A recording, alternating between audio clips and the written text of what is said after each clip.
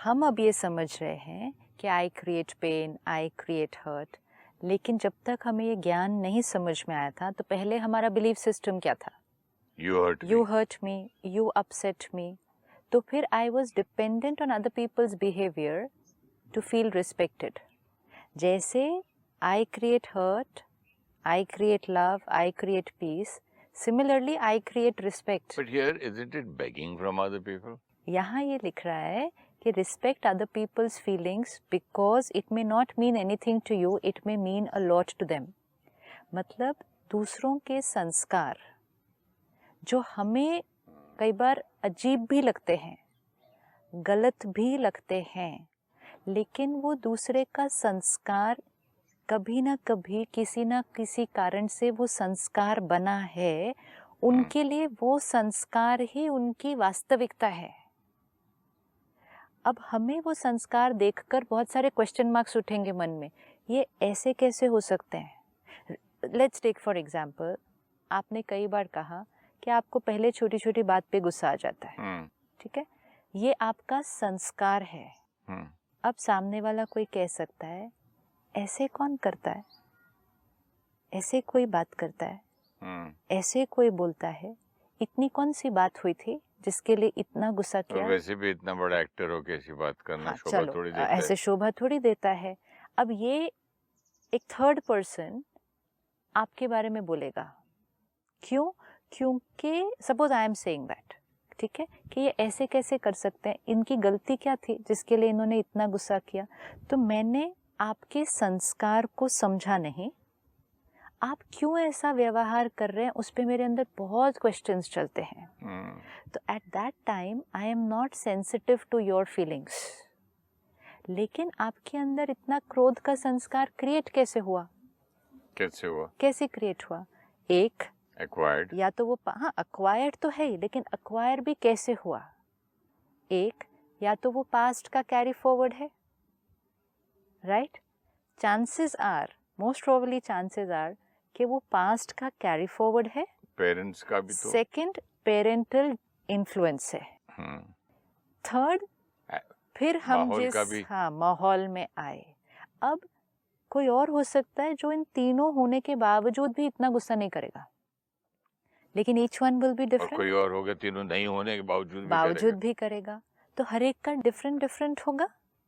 अब हम दूसरे के संस्कार को समझ नहीं पाते क्योंकि हमारे पास वो संस्कार नहीं है। लेट्स से मेरे अंदर गुस्सा है लेकिन इतना नहीं है, ठीक है? जैसे first time when I met you and when I did not know you and know your संस्कार, एंड ऐसे हम एक जगह बैठे थे और बात करते करते आपको किसी का फ़ोन आया घर से, स्टाफ का या एक ट्रैवल एजेंट का, एंड आपने उसको बहुत ज़ोर से डांटा। अब that kind of anger is something that I can not comprehend कि कोई इतनी सी बात पर इतना गुस्सा, इतना ज़ोर से बोलना।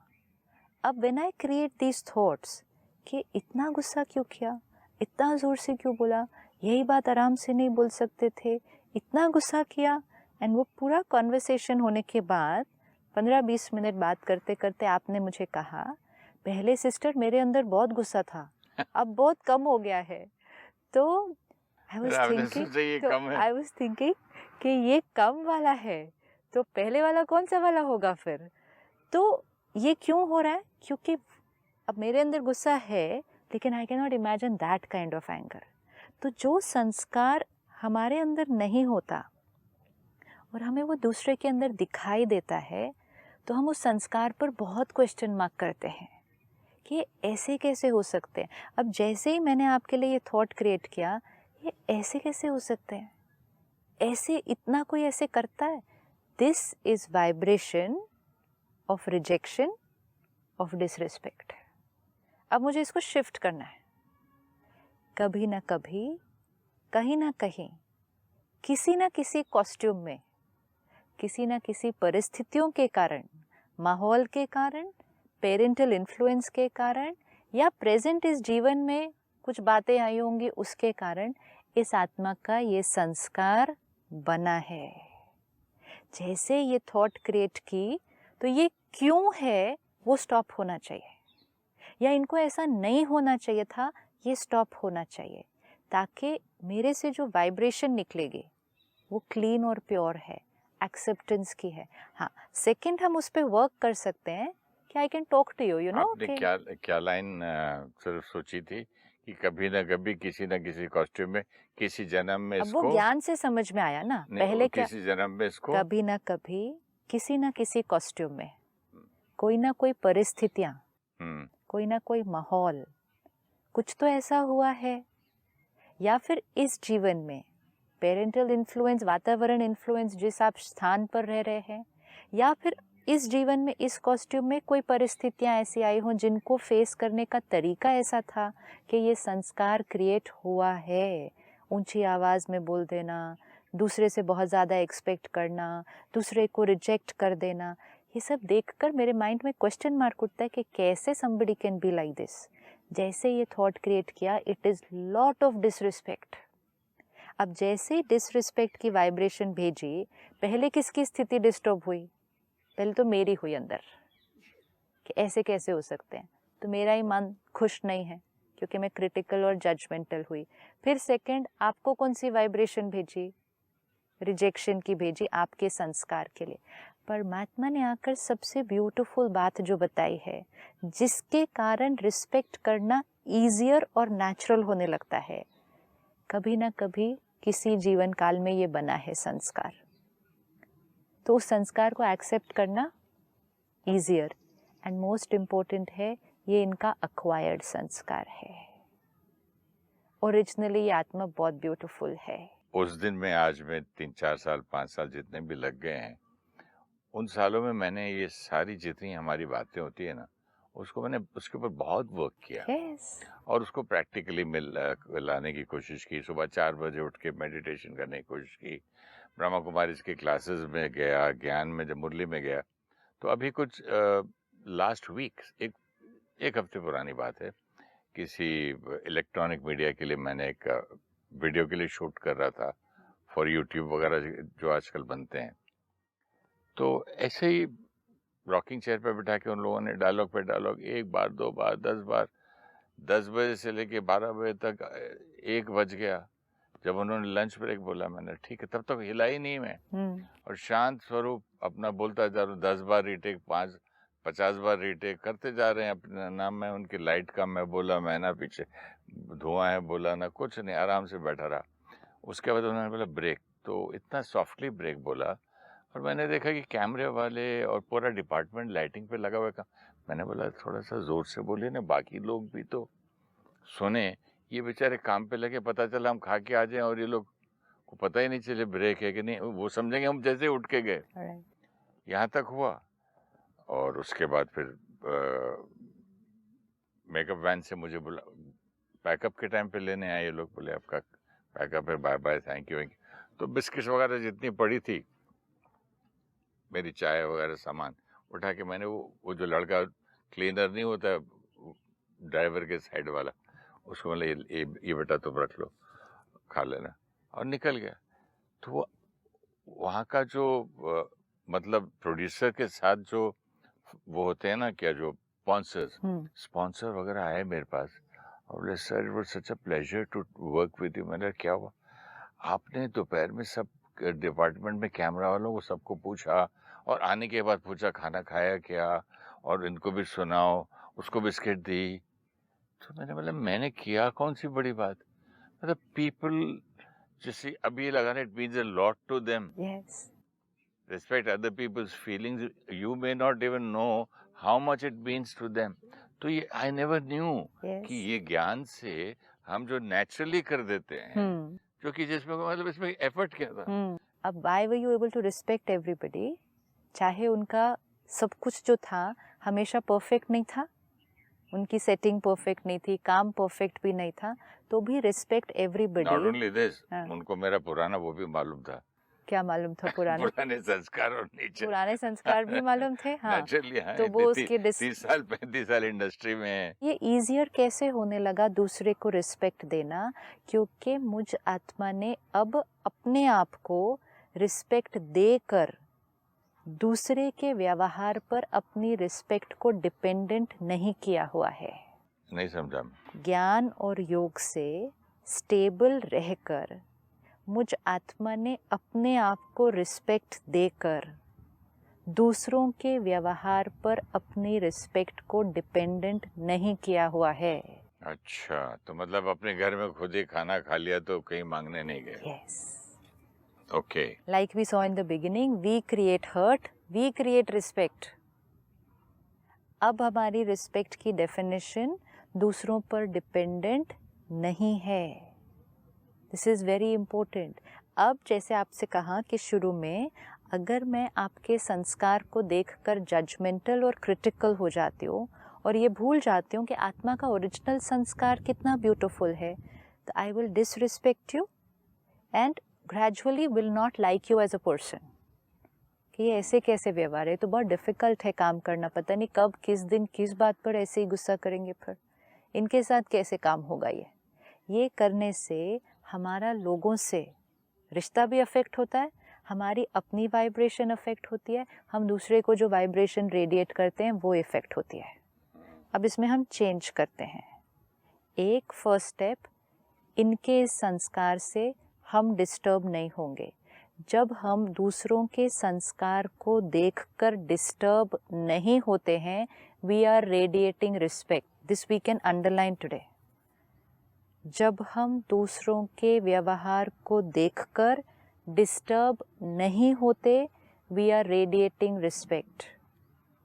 जब हम दूसरों के व्यवहार को देखकर डिस्टर्ब होते हैं, we are radiating disrespect. Lovely lines, lovely lines. ये बहुत इम्पोर्टेंट दूसरों है। के संस्कार को देखकर डिस्टर्ब होते हैं, यानी कि एक जजमेंट पास करते हैं, कमेंट पास करते हैं। डिस्टर्ब हुए ना अंदर कुछ भी, जजमेंट ही पास किया ना, कितना बेकार है, अच्छा है, बुरा है। सिर्फ हर्ट भी हुए, अगर सिर्फ अपसेट भी हुए, सिर्फ नाराज भी हुए, उदास भी तो हुए, मतलब नेगेटिव ही। कहीं भी डिस्टर्ब हुए ना, तो जब हम दूसरों के व्यवहार से डिस्टर्ब हुए, वी रेडिएट डिसरिस्पेक्ट। अब ये डिसरिस्पेक्ट पहले खुद को, फिर ये डिसरिस्पेक्ट सामने वाले को। What about disrespecting the human body जो हमारे पास है? गलत खाना, गलत टाइम पे सोना, गलत टाइम पे उठना, तंबाकू वगैरह उसकी आदतें, अल्कोहल की आदतें, ये कितना डिसरिस्पेक्ट है? कितनी डिसरिस्पेक्ट है। If you disrespect the food and the body, And the तो body. थॉट्स भी फिर वैसे ही आएंगे। Absolutely. ऐसी बात करते करते थॉट आया मुझे वेरी ट्रू। कि अगर मुझे इतना सटल चीज को करना है तो ग्रॉस को तो पहले ग्रॉस को पहले करना है, लेकिन हमारा अटेंशन सारा किस पे था कि दूसरे हमारी रिस्पेक्ट करें। हमारा अटेंशन इस बात पर कब था कि हम खुद की रिस्पेक्ट करें। खुद टाइम पे अगर मैं सोऊं और प्रॉपर नींद कर दूं, सुबह चिड़चिड़ा नहीं उठूं, ओवर टायर्ड नहीं हूं, कि हर चीज में हर मतलब चीज में मतलब तो खुद पहले को आत्मा खुद की रिस्पेक्ट करे, फिर आत्मा खुद अपने शरीर की रिस्पेक्ट करे, फिर आत्मा अन्य आत्माओं की रिस्पेक्ट करे, फिर आत्मा प्रकृति की, यूनिवर्स की रिस्पेक्ट करे। रिस्पेक्ट करे, रिस्पेक्ट करे, उसकी वैल्यू करे, उसको अप्रिशिएट करे। कहाँ एक वर्ड रिस्पेक्ट से शुरू किया था हाँ, और कहाँ हम प्रकृति पे पहुंच गए। बट इट्स ट्रू ना, आज हम प्रकृति की कई बार रिस्पेक्ट नहीं करते ना, रिसोर्सेज की रिस्पेक्ट पूरे नहीं के करते। पूरे जंगल साफ कर दिए, लकड़ी बेच दी। इवन सिंपल चीज है कि पानी बह रहा है, हमने हाँ। बंद नहीं किया तो रिस्पेक्ट नहीं किया ना उस रिसोर्स का, ये भी बहुत सही है। उसका रिस्पेक्ट नहीं किया है हमको हमने। बचपन में सिस्टर सिखाया जाता था कि चप्पल भी जब उतारते जूते, तो मैं ना चलते चलते भागते भागते आके एक चप्पल लेफ्ट की इधर पे की, राइट की उधर पे, अंदर भागे। तो मम्मी मेरे सिखाती थी, पुत्र चप्पल को एक टेढ़ा भी नहीं रखना है, हाँ। सीधा भी नहीं रखना, साइड में रखना है। बोले इसकी भी तो रेस्पेक्ट कर, क्योंकि तुझे कांटों से बचाती है, पत्थर से बचाती है, और जिस दिन नहीं करेगा देखना जरूरत के टाइम पे मिलेगी नहीं, ये ढूंढते टाइम पे। नहीं, कैसे कैसी बातें सिखाते थे। उसको वैल्यू करना है, उसको अप्रिशिएट करना है। What a beautiful word, respect means value. Value करेंगे ना उसकी। लोग when they value the car, उसको खामखा के बोलते I love my car, I love this, actually it's the value कर रहे हैं। एक चीज की रिस्पेक्ट कर रहे हैं, एक चीज की कदर कर रहे हैं। अब जो जैसे कोई भी इवन मेटल है, उसको वैल्यू आप करते हो, तो अगर उसको अच्छा घस के पेंट करके ऑक्साइड लगा के रखोगे तो रस्ट नहीं होगा। तो वैल्यू ऐसी, मतलब लेकिन जब हम स्थूल चीजों की करते स्थूल हैं, चीज़ों की वैल्यू जूते हम चप्पल की बात हो रही किस है, बेसिस पे करते हैं? हम उसकी वैल्यू क्यों करते हैं? ताकि वो खराब ना हो। We paid for it. It costs. It But costs. disrespecting each लेकिन other क्यों ना, also costs a lot. this is what, अब चीज़ों की तो हम वैल्यू कर रहे हैं कि कार है, मैंने इतने की लिए, उसको संभाल के रखना है, उसकी वैल्यू करनी है, नहीं तो वो अच्छी नहीं दिखेगी, तंग करेगी, वो हमें ध्यान रहता है।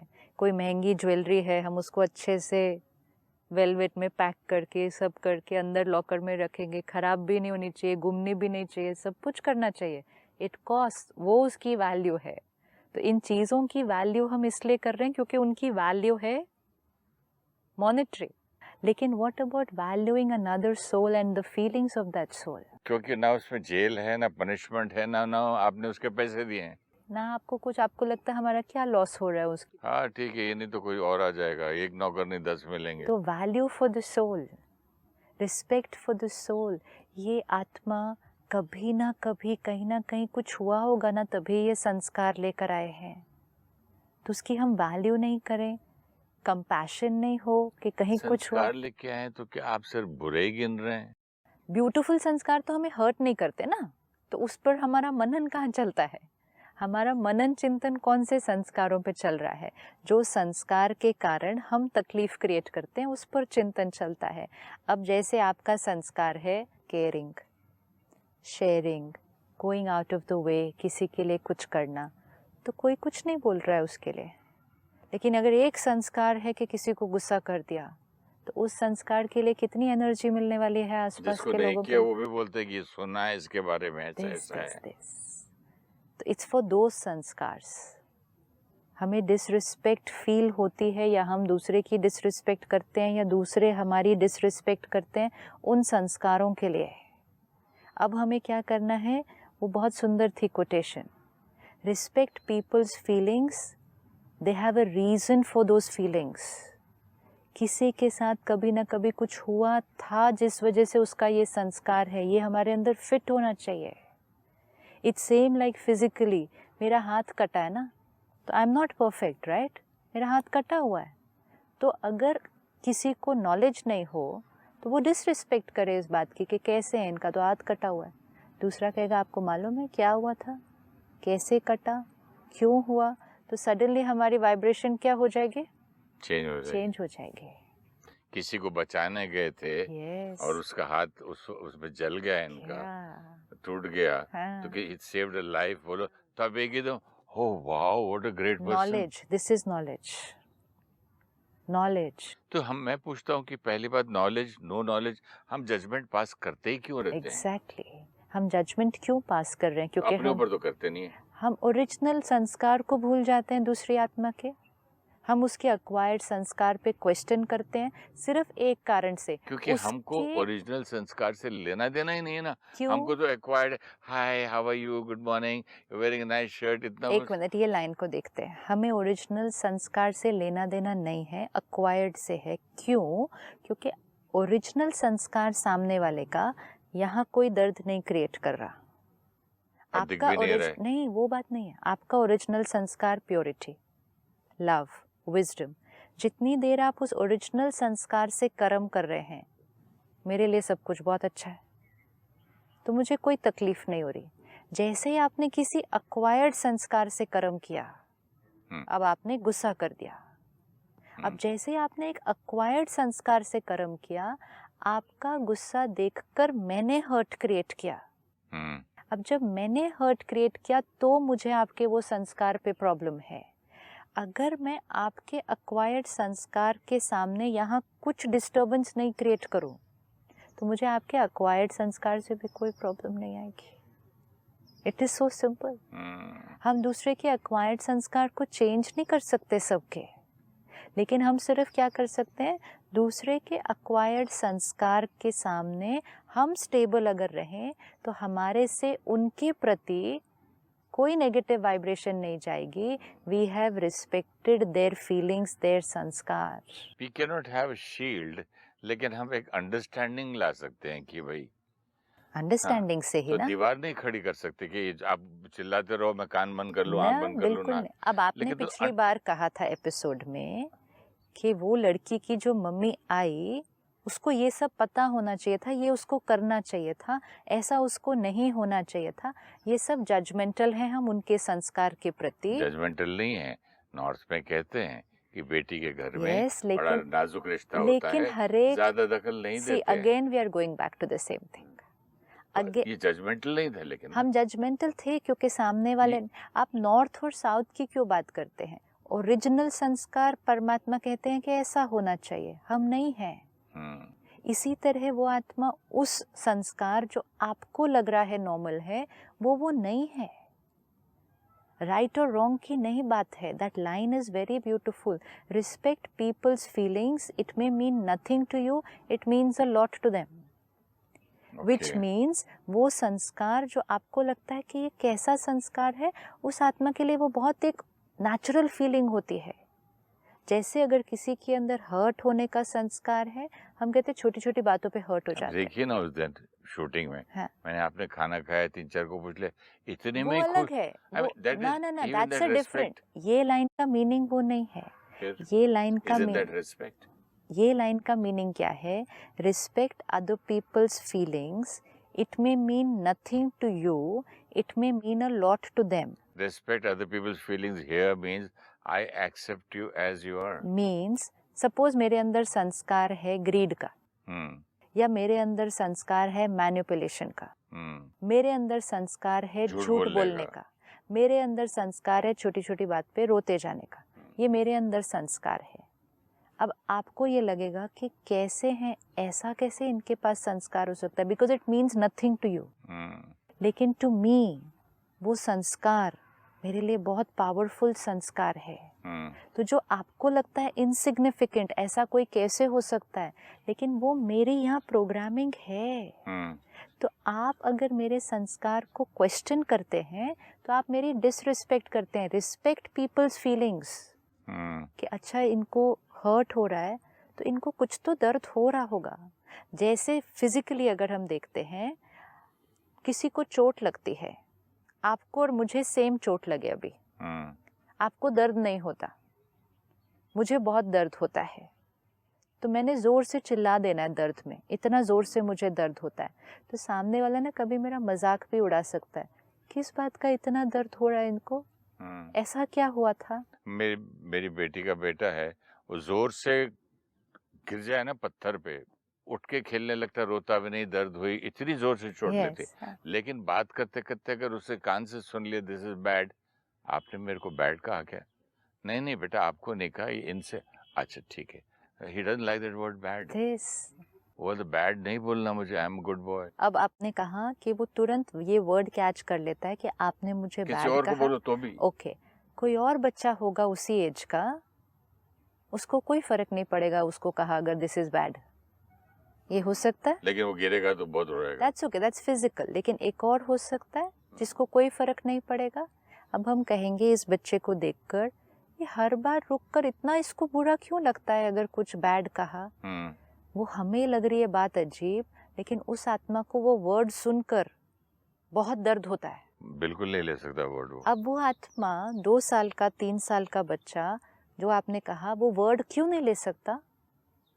क्यों नहीं ले सकता वो वर्ड? वो बिकॉज उसके पिछले जन्म का कभी ना कभी उस वर्ड के साथ उसका डीप कर्मा कनेक्टेड है। कभी ना कभी किसी ने उस वर्ड के साथ उसको हिट किया है बहुत।